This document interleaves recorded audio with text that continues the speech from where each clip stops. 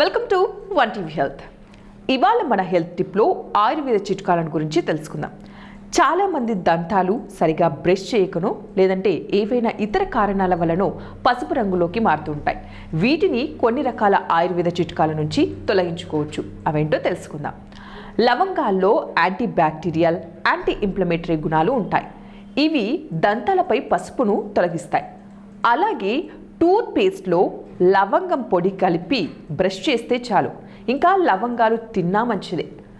దాల్చిన చెక్కలో ఉండే anti bacterial గుణాలు దంతాలపై పసుపును తొలగిస్తాయి. టూత్ పేస్ట్లో దాల్చిన చెక్క కలిపి బ్రష్ చేస్తే పసుపు మరకలు అనేటివి తొలగిపోతాయి. అంతేకాకుండా జాజికాయలో మైక్రోబియల్ గుణాలు ఎక్కువగా ఉంటాయి.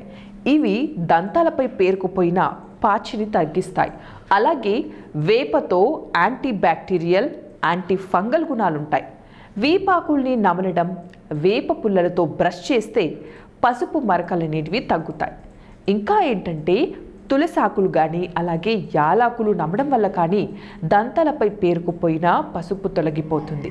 అలాగే కొబ్బరి నూనెను పుక్కిలించడం వల్ల కూడా నోటి నుంచి చెడు బ్యాక్టీరియా తొలగిపోతుంది. ఇంకా దంతాలపై ఉన్న పసుపు కూడా తొలగిపోతుంది.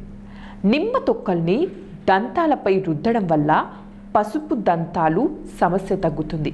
నిమ్మ తొక్కలోని విటమిన్ సి పసుపు మరకల్ని తొలగిస్తుంది. ఎవరైనా కూడా ఇలాంటి సమస్యతో బాధపడేవారు ఒకసారి వీటిని తప్పకుండా ట్రై చేసి చూడండి. మంచి రిజల్ట్స్ ఉంటుంది. సో ఇవ్వండి ఇవాల్టి టిప్స్. మరిన్ని టిప్స్ కోసం చూస్తూనే ఉండండి వన్ టీవీ హెల్త్.